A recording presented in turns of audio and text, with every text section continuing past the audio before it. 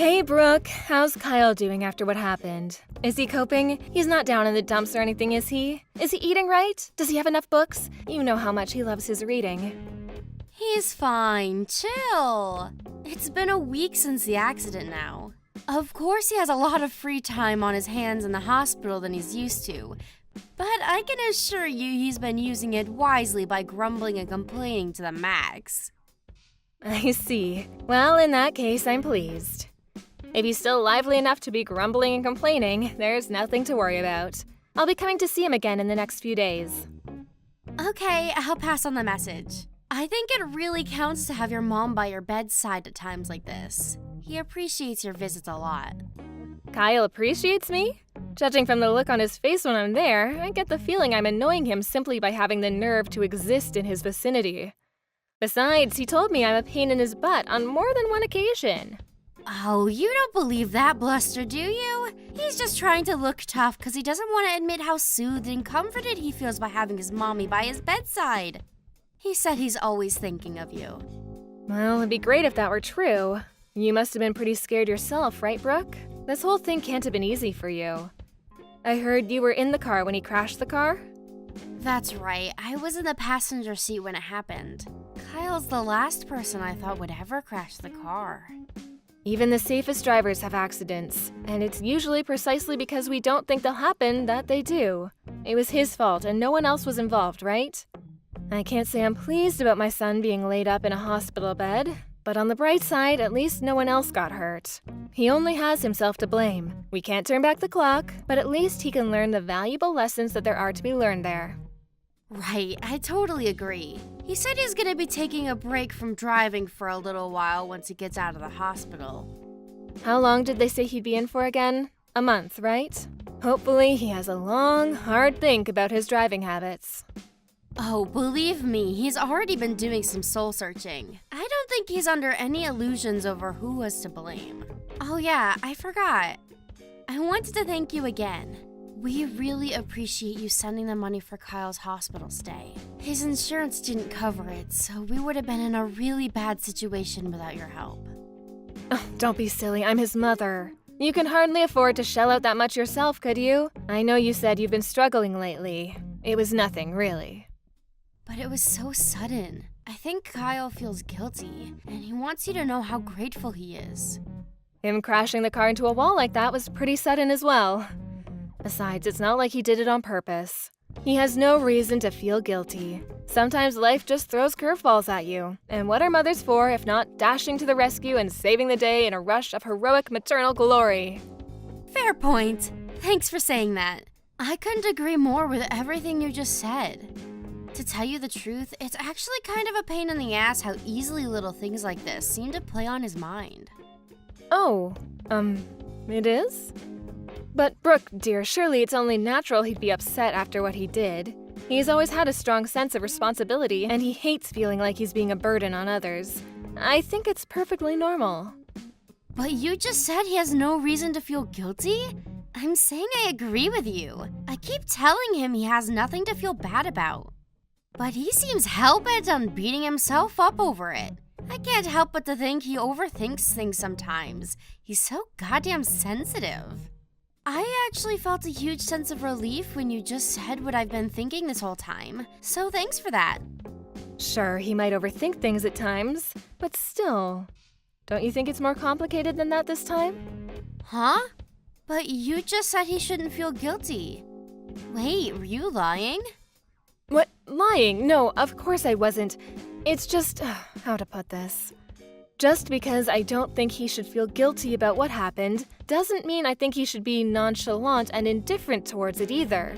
If anything, I'm proud of him for being so considerate towards others. Is there a problem with being nonchalant and indifferent when you've done nothing wrong? You're my mom-in-law, and that makes me your daughter. What's with this weird formality all of a sudden? Since when were you this stiff and reserved? You can speak your mind with me, you know. I see. Well, I suppose if that's how you feel about it, then you do you, sweetie. Right? I will. Okay then, it's settled. From now on, carefree is the word. Our days of fretting over trivialities are gonna be nothing but a distant memory. Right. Got it. All right, well, Brooke, I have some shopping to do now, so I'll speak with you later. Take care.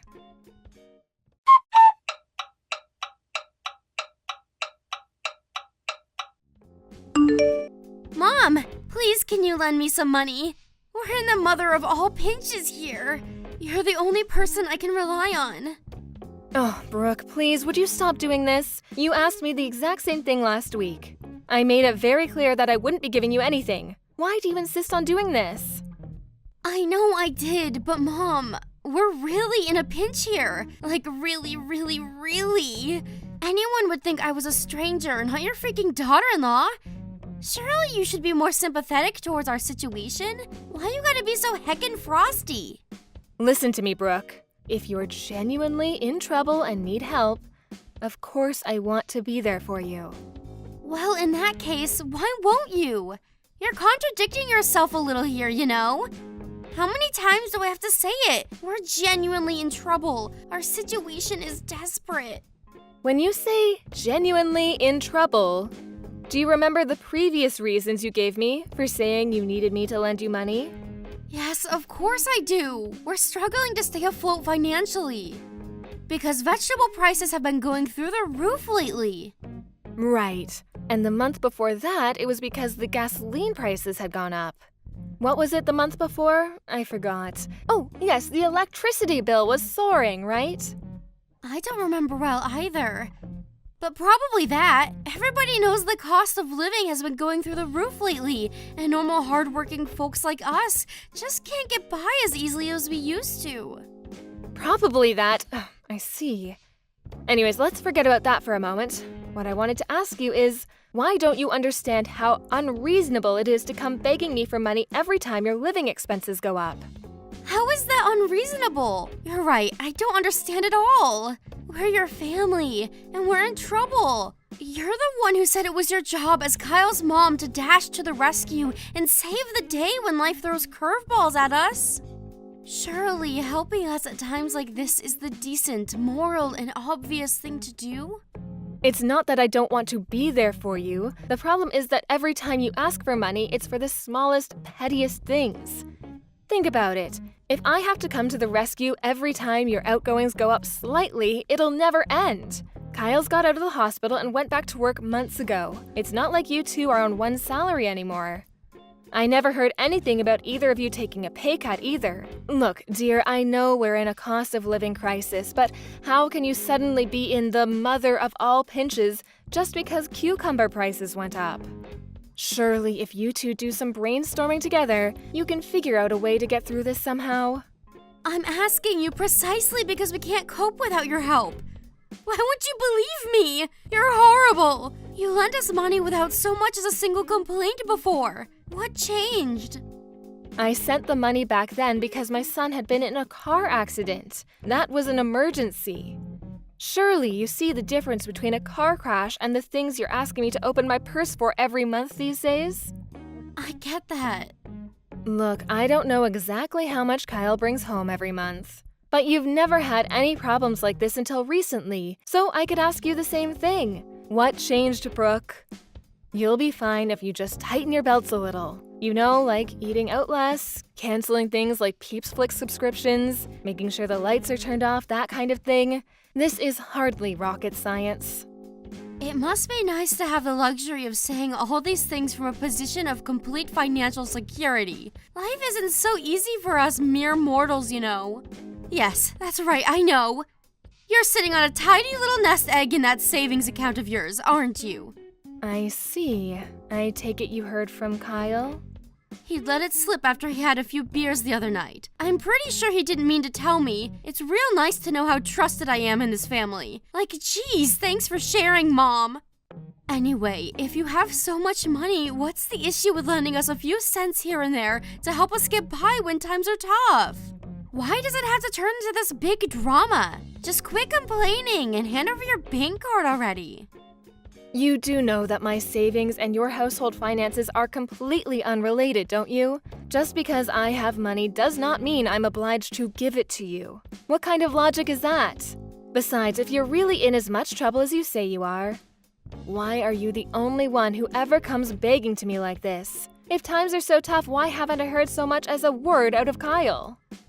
Duh, isn't it obvious? He's way too proud to admit we're struggling. How's he supposed to feel like the man of the house if he has to beg his mommy for pocket money? In that case, you won't have any problem with me confirming all this with him directly, will you? You know that your finances are in such dire straits that you have to beg your mother-in-law for money several times a month? Oh, come on. There's no need to do that, and you know it. That's just mean-spirited. Think about how it would make your son feel. The bottom line here is that you need to learn to overcome life's challenges by yourselves. If you rely on others at the first sign of trouble, not only will you have no problem-solving ability of your own, but you'll be finished as soon as the support dries up. I have absolute faith in you both to get through this and to become stronger people for it. If you accept and understand all of the above, and you still say you're in desperate trouble, I'll be here for you. But just because we're not at risk of being homeless this week doesn't mean we're not in trouble. Do we have to be on death's door before you start caring about us? You know, all of this time you spend asking me for money could be spent figuring out how to improve your situation. Less talk, more action. First, do what you can. If after that you tell me you're still hopelessly in trouble, I'll consider helping you after discussing things with Kyle. Fine, I understand. Sorry for being so persistent. Don't worry about it. I'm grateful for your understanding. I understand things aren't easy for you right now, but you can't go through life relying on others all of the time. If you did, you really would end up in the mother of all pinches when no one was there to save you.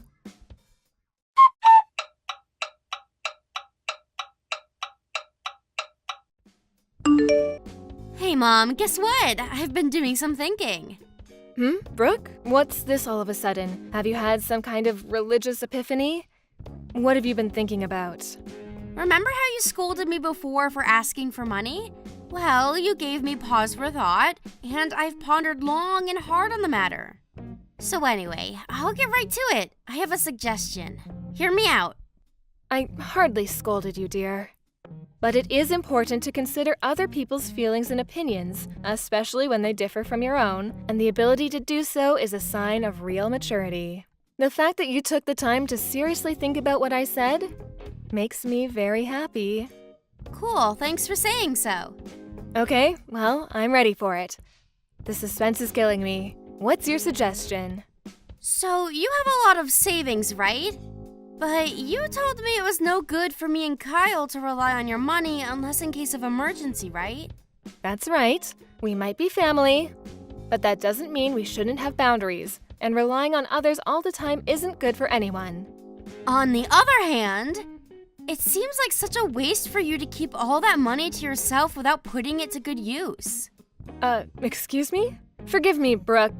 Maybe I'm misunderstanding you here, but by any chance has the subject changed? Nope, we're still on the topic. Just bear with me. I'm building up. Where was I? Oh yeah, you said it yourself. It's no good to rely on others too much, right? That's why I think we should move in together. What? I'm sorry, but I don't understand this at all. What on earth led you to that conclusion? Think about it. If we move in with you and we all live together, we'd all be on the same team. You lending us money wouldn't count as us relying on others anymore. It wouldn't? That's right, it wouldn't. And actually, scratch lending. If we all lived under the same roof, there would be no our money or your money because we'd all be contributing to the same pot. Your money would become everyone's money. I can't believe I didn't think of it sooner. Let's do it. Let's live together. Hold your horses, Brooke, please. Don't you see how absurd what you're suggesting here is? I don't understand your logic at all. No, I can't and I won't. It's not happening. Why not? Surely living with us would give you more peace of mind, too. That's it. You're worried about the housework, aren't you? No. Not wanting my son and daughter-in-law to move in with me has nothing to do with the housework. Do you have no inkling of how ridiculous what you're asking me to do is? Relax. You don't need to worry at all. I won't interfere with you doing the housework one bit.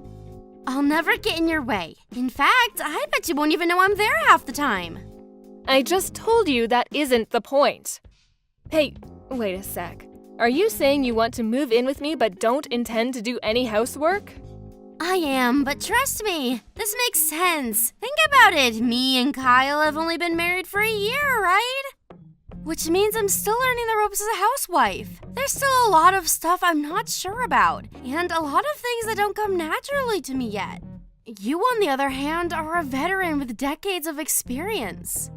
Not only would it be rude of me to assume I could do even half as good a job as someone as skillful as you, but it'd also be way more efficient if you did it all for us. Oh, good grief. Alright, you listen to me, Brooke, and I'm aware of how rude this will sound, but I just don't care anymore. I'm so disgusted with you, I struggle for words. That's not important right now. What's important is that we move in with you ASAP and live together as one big happy family. So what do you say? We'll handle stuff like having our things sent over on our end. You moved house last month, right? I don't know your new address yet. Could you tell me it? This conversation is pointless. There's no getting through to you. I take it Kyle is aware of this little scheme of yours. I'll discuss the matter with him directly. What are you talking about? Kyle doesn't know anything about this. Wait, what? Are you being serious? You're talking about moving house and your husband doesn't know? Yep, that's right. To tell you the truth, the idea only just came to me and I got excited. I just had to pitch the idea to you straight away. But relax, it's fine. I'm certain Kyle's gonna be on board with it. He's smart after all. Wow, Brooke, wow. Were you always like this? I don't even know how to respond. But I do know one thing. How arrogantly and selfishly you're behaving right now only strengthens my resolve not to let you move in with me. It is not happening. What the hell? Your daughter-in-law's telling you she wants to move in with you here. Anyone else would be pleased. I'm not so sure about that. Anyway, there's no point in carrying on this conversation if Kyle doesn't know about what you're doing. I'm going to go speak with him directly. I have nothing more to say to you. God, you're so freaking annoying. How could you be so ungrateful? I'm doing this out of the goodness of my heart. Do you know how dangerous it is for an old hag like you to live all on her own? We're moving in with you, so hurry up and tell me your address. Oh, today has been an unusual one. Who would have thought it's possible to be this disgusted with a single person so many times in one day? It's actually impressive. Stop talking nonsense and accept my very kind offer already. You think I've got all day to be wasting on this stupid conversation? Some of us have jobs to work and finances to worry about, you know. Calm down, Brooke. Deep breaths. In, out. You came at me like such a whirlwind I didn't get a chance to tell you this. But I already live with someone, so unfortunately, I'm not going to be able to take you up on your offer. You're better off just forgetting the whole thing. Huh? You're already living with someone? You never told me that. Who is it? Since when? Why wouldn't you tell me something so important? Isn't it obvious? Who would I live with other than my family? My second son and his wife, of course. You're right about me moving house last month, but it wasn't to be on my own. I moved in with the two of them. I wasn't lying when I said you couldn't move in with me, you know. What you're suggesting is literally impossible. What the? No! How dare you be so selfish! Do you have any idea how much trouble this puts me and Kyle in? We need your savings! Undo it! Get out of their house and move in with us!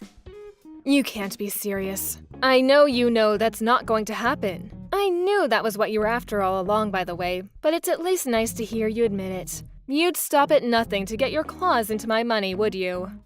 As long as I know that behind every word that comes out of your mouth lies nothing but an insatiable desire for my money, I have no reason to talk to you. Not now, not next week, not ever. If that upsets you, I suggest you go off and cry into your pillow alone because there's nothing you can do to change my mind. You just hold on a goddamn freaking minute! I'm not done speaking yet! I'm terribly sorry, Brooke, but I'm busy. Me, my eldest son, and his wife are all going to a hot spring resort today. Gotta go. Bye. A hot spring resort? Now? Right now of all times? You cannot be serious. Ugh! Mom! Are you there? Mom! Mom!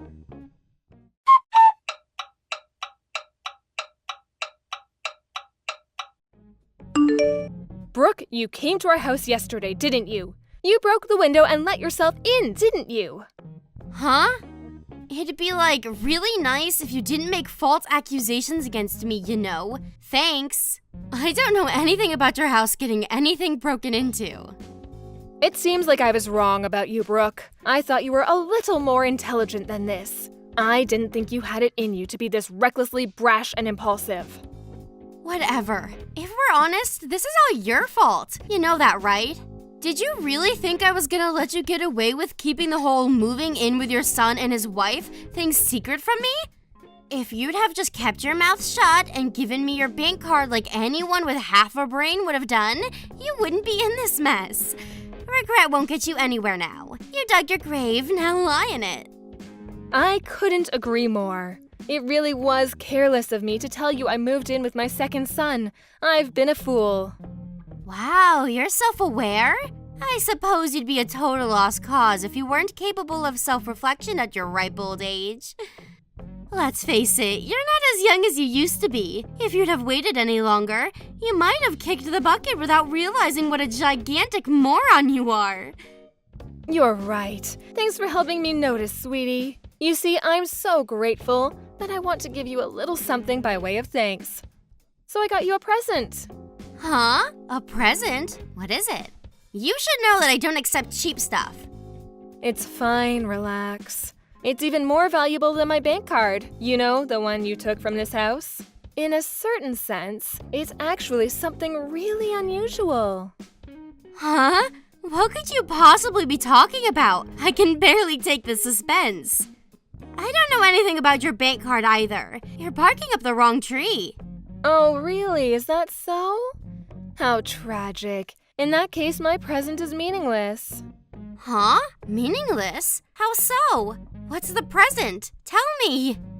You see, I spoke to the police about what happened yesterday. We have witness testimonies from the neighbors. Something tells me you might get a knock at the door from some men in uniform with a couple of questions to ask you very soon. Wait, what? You spoke to the cops? Why would you do that? What's the problem? You have nothing to worry about. It wasn't you after all. Sorry if you find it boring, but I thought it'd be perfect for you.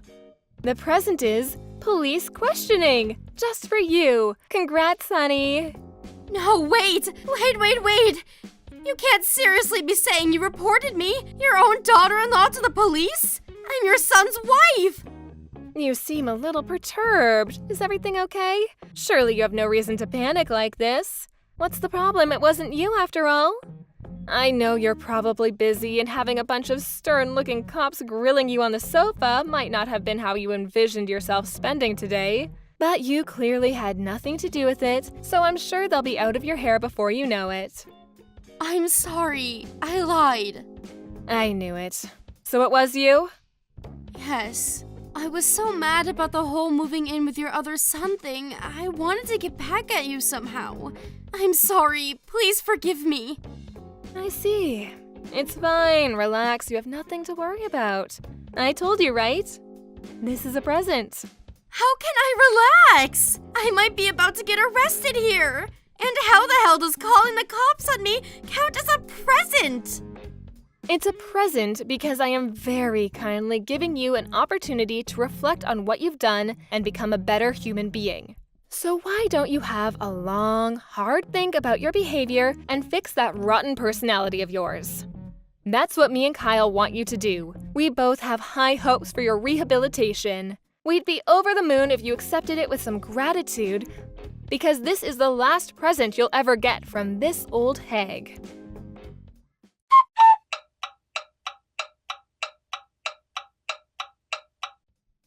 After that, my shamed daughter-in-law was taken away in handcuffs by the police in front of a crowd of very shocked neighbors. I know I told her she was only going to be questioned, but that was because I didn't want to panic her so much she tried to escape. Between the witness testimonies from the neighbors and the footage from the surveillance camera my son installed in the garage, she didn't have a leg to stand on, and her arrest was basically a foregone conclusion at the moment I reported her. My son Kyle divorced his criminal of a wife as soon as he found out what she'd done. I hope she uses this as an opportunity to reflect, but I'm not holding my breath. Me and Kyle are praying that she uses this whole situation as an opportunity to change her ways and become a better human being, even if just a little. That said, even if she does repent and change her ways, even if she becomes a shining bastion of all that is good and virtuous, we'll never know because she's no longer a part of our lives. She can get by on her own now. Thank you for watching. Don't forget to hit the like button and subscribe to the channel.